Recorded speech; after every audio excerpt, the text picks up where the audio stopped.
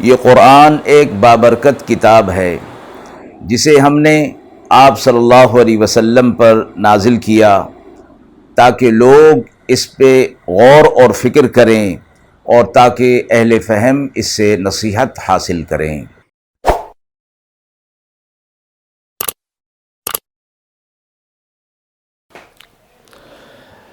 بسم اللہ الرحمن الرحیم۔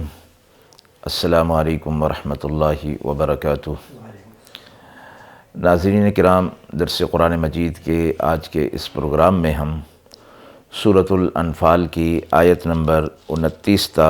33 کا ترجمہ اور تفسیر پیش کر رہے ہیں، اور آخر میں پوچھے گئے سوال کا جواب ہوگا۔ اعوذ باللہ من الشیطان الرجیم،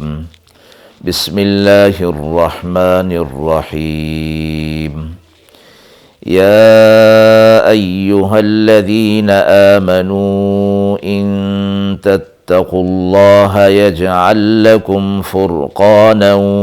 ویکفر عنکم سیئاتکم ویغفر لکم واللہ ذو الفضل العظیم۔ وَإِذْ يَمْكُرُ بِكَ الَّذِينَ كَفَرُوا لِيُثْبِتُوكَ أَوْ يَقْتُلُوكَ أَوْ يُخْرِجُوكَ وَيَمْكُرُونَ وَيَمْكُرُ اللَّهُ وَاللَّهُ خَيْرُ الْمَاكِرِينَ۔ وَإِذَا تُتْلَى عَلَيْهِمْ آيَاتُنَا قَالُوا قَدْ سَمِعْنَا لَوْ نَشَاءُ لَقُلْنَا مِثْلَ هَذَا إِنْ هَذَا إِلَّا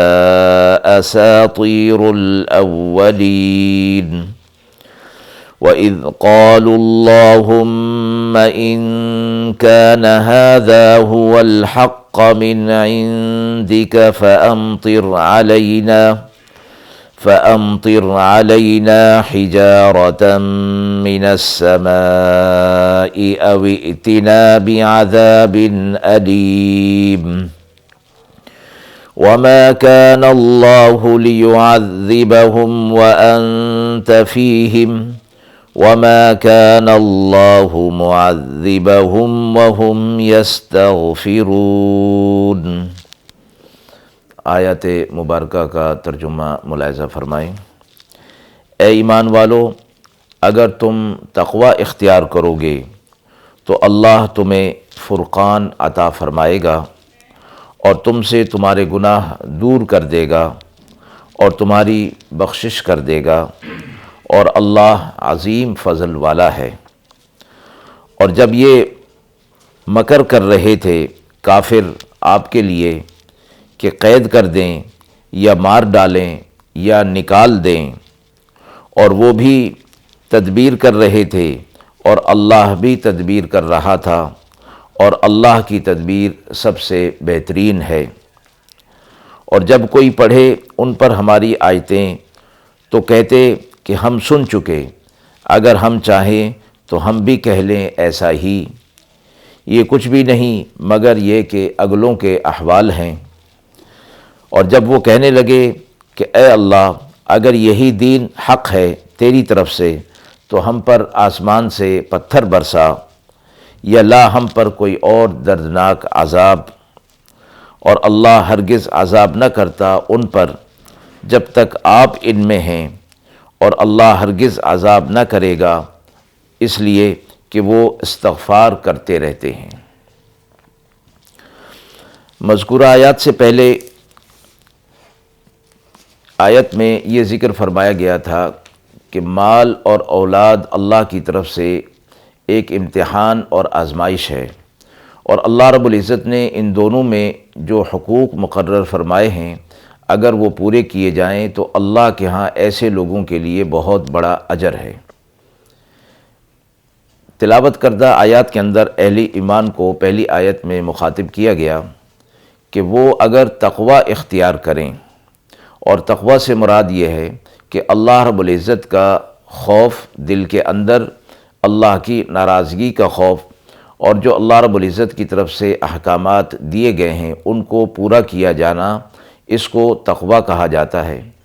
فرمایا گیا کہ ان تتقوا اللہ، اگر تم تقوی اختیار کر لو تو اللہ رب العزت تمہیں 3 چیزیں عطا فرمائے گا۔ ایک فرمایا فرقان، دوسرا کفارہ سیئات، اور تیسرا مغفرت۔ پہلی چیز جو فرمائی گئی فرقان، جس کا معنی فرق سے ہے،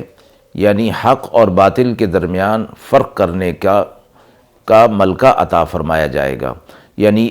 ایسی چیز ان کو عطا کی جائے گی کہ جس سے حق اور باطل کے درمیان وہ فرق کر سکیں گے۔ قرآن مجید کو بھی فرقان اس لیے کہا گیا کہ یہ حق اور باطل کے درمیان فرق کرتا ہے۔ اللہ رب العزت کے فیصلے کو بھی فرقان فرمایا گیا کہ اللہ رب العزت نے اہل ایمان کی نصرت فرما کر کفار اور ان کے درمیان فرق فرما دیا۔ اور غزوہ بدر کو بھی یوم الفرقان کہا گیا کہ اس دن حق اور باطل کے درمیان فرق ہو گیا تھا، کہ باوجود اس کے کہ مسلمان تعداد میں ساز و سامان میں کم تھے اور کفار تعداد و ساز و سامان میں زیادہ تھے، لیکن اللہ کی مدد اور نصرت ان کے ساتھ تھی، اس لیے یہ فرق ان کے درمیان اللہ رب العزت نے اپنی نصرت سے پیدا فرما دیا۔ تو فرقان تمہیں عطا فرمائے گا، جس سے تم دنیا کے اندر رہتے ہوئے حق اور باطل کے جو اعمال ہوں گے ان کے درمیان تم فرق کر سکو گے، تمہیں ایک قسم کی تمیز حاصل ہو جائے گی۔ دوسری چیز فرمائی گئی کفارہ سیئات، گناہوں کا کفارہ۔ دنیا کے اندر رہتے ہوئے کون شخص ہے کہ جو یہ کہہ سکے کہ اس کی زندگی میں کوئی گناہ نہیں؟ گناہ ہو جاتے ہیں، لیکن فرمایا اللہ رب العزت کا فضل ان کے اوپر ایسا ہوگا کہ اللہ رب العزت ان کے گناہوں کو معاف فرما دیں گے، اور یہ تقوی کی برکات میں ہے۔ اور فرمایا کہ یہ کون سے گناہ خود بخود معاف ہوتے رہیں گے؟ گناہ صغیرہ اور کبیرہ گناہ، جو کہ قرآن مجید اور احادیث میں فرمایا گیا کہ توبہ کے بغیر وہ معاف نہیں ہوتے۔ جب تک کہ ندامت اور توبہ نہ ہو کبیرہ گناہ معاف نہیں کیے جاتے۔ یہاں کفارہ سیئات سے مراد صغیرہ گناہ ہیں کہ جو تقوی اور عبادات کی برکت سے وہ گناہ معاف ہو جاتے ہیں۔ تیسری چیز فرمائی مغفرت، کہ اس کا تعلق آخرت کے ساتھ ہے۔ یہ 3 چیزیں فرمائی گئی کہ تقوی کی برکات اور اس کے اختیار کرنے کی صورت میں اللہ رب العزت یہ 3 چیزیں عطا فرمائیں گے۔ اور اس کے بعد فرمایا واللہ ذو الفضل العظیم، اللہ عظیم فضل والا ہے۔ یعنی یہ نہ سمجھا جائے کہ بس یہ 3 ہی چیزیں تقوی کی برکات، تقوی کے حصول کے بعد یہ ملیں گی، بلکہ اللہ اپنے فضل سے جتنا چاہیں گے عطا فرما دیں گے، اور اس کی کوئی حد مقرر نہیں ہے۔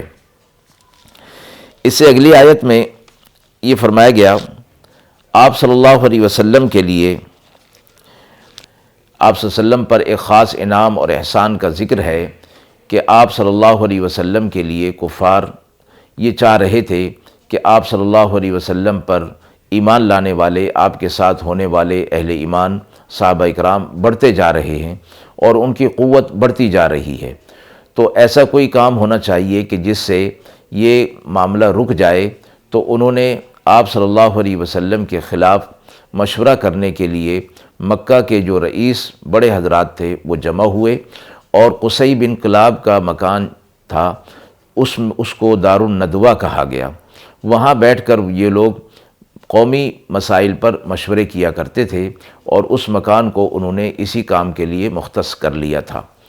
تو وہاں پر ایک مجلس مقرر ہوئی، اور اس میں انہوں نے یہ طے کیا کہ آپ صلی اللہ علیہ وسلم کے لیے کچھ ایسا مشورہ ہم باہمی طور پر کر لیں کہ جو مسلمانوں کی بڑھتی ہوئی قوت سے ہم نجات پالیں، اور آپ صلی اللہ علیہ وسلم نعوذ باللہ جو دین ہمارے دین کے خلاف چل رہے ہیں اس سے بھی ہمیں نجات مل جائے۔ ابھی مشورہ اور اس کی مجلس شروع ہی ہوئی تھی کہ شیطان ایک شیخ عربی نجدی کی صورت میں وہاں ظاہر ہو گیا اور دار الندوہ کے دروازے پر آ کر کھڑا ہو گیا۔ لوگوں نے پوچھا کہ تم کون ہو؟ تو اس نے کہا کہ میں نجد کا باشندہ ہوں، مجھے معلوم ہوا کہ آپ قومی سلسلے میں کوئی اہم مشورہ کر رہے ہیں، میں اس لیے یہاں حاضر ہو گیا کہ میں اس میں شریک ہو جاؤں، شاید کچھ اچھا مشورہ دے سکوں۔ تو یہ شیطان لعین ایک نجدی شیخ کی صورت میں وہاں ان کے ساتھ شامل ہو گیا۔ مشورے میں یہ بات طے ہوئی کہ آپ صلی اللہ علیہ وسلم کو زنجیروں میں قید کر کے باندھ دیا جائے اور قید کسی مکان میں کر دیا جائے۔ اس پر شیطان جو کہ نجدی شیخ کی صورت میں تھا، لبادے میں تھا، اس نے کہا کہ یہ معاملہ ٹھیک نہیں رہے گا، اس لیے کہ حضرات صحابہ اکرام کو معلوم ہو جائے گا اور وہ ان پر جان فدا کرتے ہیں، وہ کسی نہ کسی صورت میں انہیں رہا کرا لیں گے، اس لیے یہ صورت ٹھیک نہیں ہے۔ دوسری صورت یہ پیش آئی، مشورہ ہوا کہ انہیں مکہ سے نکال دیا جائے، یعنی شہر بدر کر دیا جائے،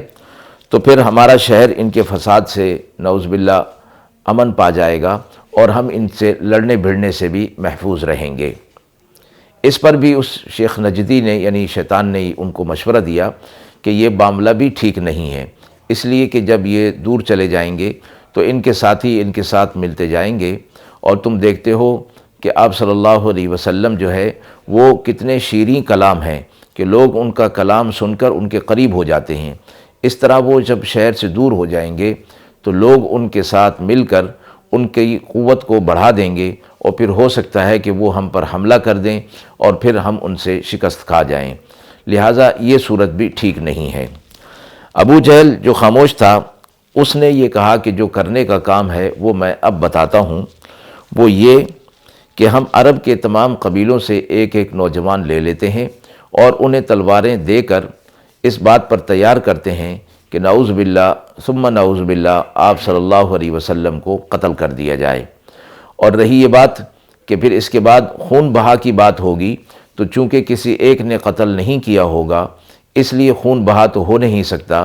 پھر اس کے بدلے میں دیت اور مال دینا ہوگا، تو وہ ہم سب قبیلے والے مل کر جمع کر لیں گے اور ان کے قتل کے بدلے میں جو دیت ہوگی وہ ہم دے دیں گے۔ اس پر رائے ہوئی۔ شیخ نجدی ابلیس لعین نے کہا کہ یہی ایک صورت ہے، یہی ایک رائے ہے کہ جس پر عمل کیا جا سکتا ہے اور جو تمہارے عزائم کو پورا کر سکتی ہے، یہی ایک صورت۔ چنانچہ انہوں نے اس بات کو طے کر لیا کہ آج ہی یہ معاملہ کیا جائے، لیکن اللہ رب العزت نے جیسے آیت میں فرمایا کہ یہ لوگ بھی تدبیر کر رہے تھے اور اللہ بھی تدبیر کر رہا تھا، اور وہ تدبیر یہ ہوئی، ان لوگوں نے کہا کہ آپ صلی اللہ علیہ وسلم کے گھر کا محاصرہ کر لیا جائے۔ ادھر جبریل علیہ السلام نے آپ صلی اللہ علیہ وسلم کو دار الندوہ میں جو کفار کا مشورہ ہوا تھا اس سے آگاہ کر دیا اور فرمایا اللہ رب العزت نے آپ کو مکہ سے ہجرت کرنے کی اجازت عطا فرما دی ہے، لہٰذا آپ ہجرت کر جائیں۔ آپ صلی اللہ علیہ وسلم نے اپنے بستر پر حضرت علی رضی اللہ تعالی عنہ کو سلایا اور ان سے فرمایا کہ اگرچہ بظاہر جان جانے کا خطرہ ہے، لیکن کفار آپ کا کچھ بھی نہیں بگاڑ سکیں گے، اللہ کی مدد و نصرت آپ کے ساتھ ہوگی۔ آپ صلی اللہ علیہ وسلم وہاں سے نکلے تو حکم ہوا کہ اپنے ہاتھ میں مٹھی میں ریت جو ہے وہ لیتے جائیں، مٹی جو ہے وہ لیتے جائیں، اور وہ کفار جنہوں نے محاصرہ کیا تھا ان کے سروں پر ڈالتے ہوئے چلے جائیں۔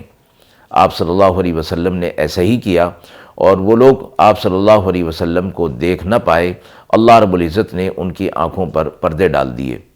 پھر جب انہوں نے دیکھا آپ صلی اللہ علیہ وسلم کے بستر پر حضرت علی رضی اللہ تعالی عنہ کو، تو بستر پر کروٹیں بدلنے کے انداز سے وہ سمجھ گئے کہ یہ آپ صلی اللہ علیہ وسلم نہیں ہیں، تو انہوں نے قتل کا اقدام نہیں کیا۔ پھر کسی کہنے والے نے انہیں کہا کہ محمد صلی اللہ علیہ وسلم کو تم ڈھونڈ رہے ہو، وہ تو چلے گئے اور تمہارے سروں پر خاک جو ہے وہ ڈال کر گئے ہیں۔ جب سب نے اپنے سروں کو ٹٹولا تو اس پر خاک موجود تھی، ذلیل اور رسوا ہو کر واپس چلے گئے۔ تو آیت میں یہی بات فرمائی گئی کہ ایک تدبیر وہ کر رہے تھے اور ایک تدبیر اللہ کر رہا تھا، اور اللہ سے بڑھ کر تدبیر، بہتر تدبیر کس کی ہو سکتی ہے؟ تو آپ صلی اللہ علیہ وسلم کو بھی یہاں پر یہی بات فرمائی گئی کہ اللہ نے آپ کو ان کے تمام مشورے جو انہوں نے کیے تھے اس سے محفوظ کر لیا۔ اس کے اگلی آیات کے اندر نضر بن حارث کے بارے میں آتا ہے کہ وہ تجارت پیشہ ایک شخص تھا اور جو مختلف ملکوں کے سفر کیا کرتا تھا، یہود و نصارہ کی کتابوں اور ان کی عبادات سے بھی واقف تھا۔ جب اس نے قرآن مجید کی آیات کو سنا تو اس نے کہا کہ یہ تو ایسی چیز نہیں ہے، ہم نے اس کو سن لیا، اگر ہم چاہیں تو اس طرح کا کلام ہم بھی کہہ سکتے ہیں،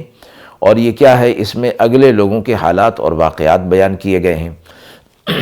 گویا وہ اس کو رسول اللہ صلی اللہ علیہ وسلم کا کلام سمجھ رہا تھا اور اللہ کا کلام ماننے سے انکار کر رہا تھا۔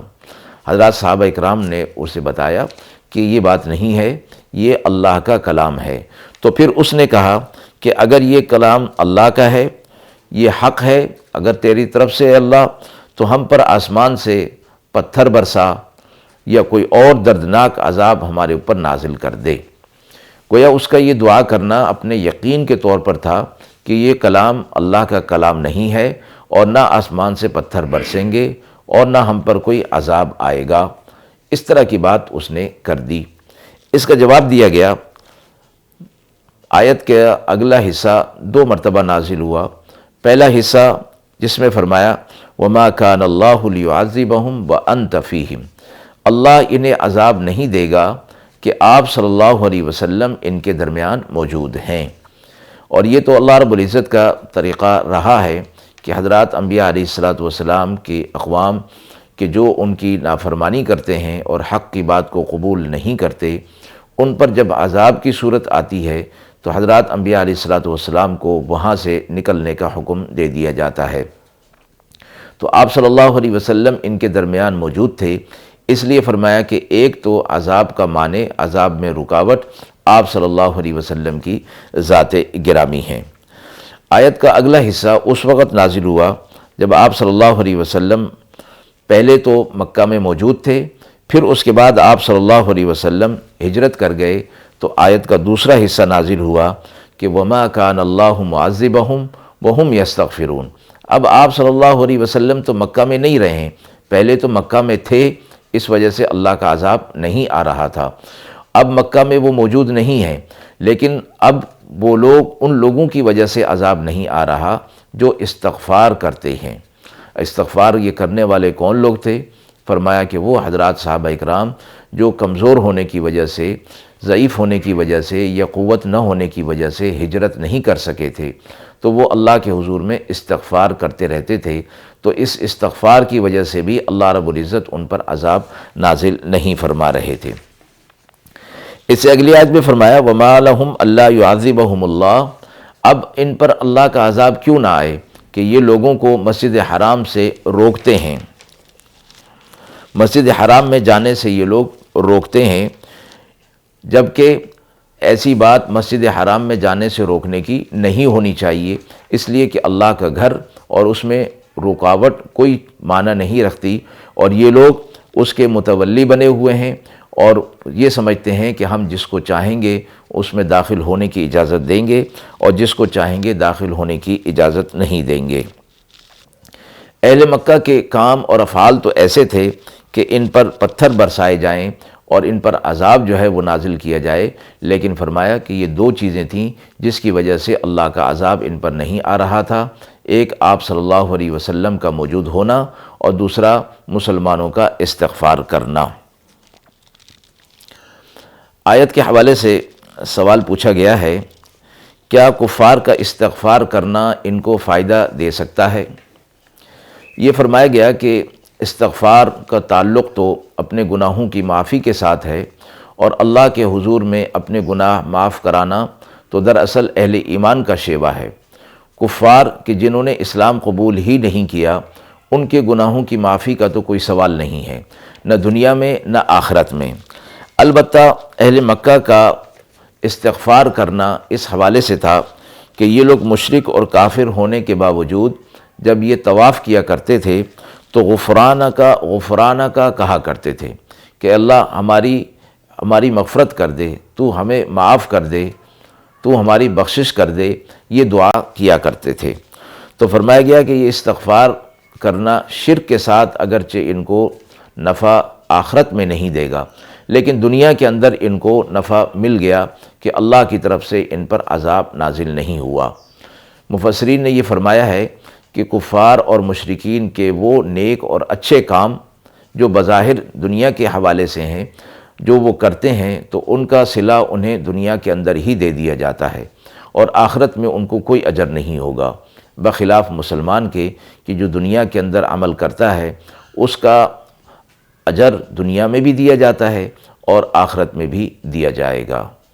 وآخر دعوانا ان الحمد للہ رب العالمین۔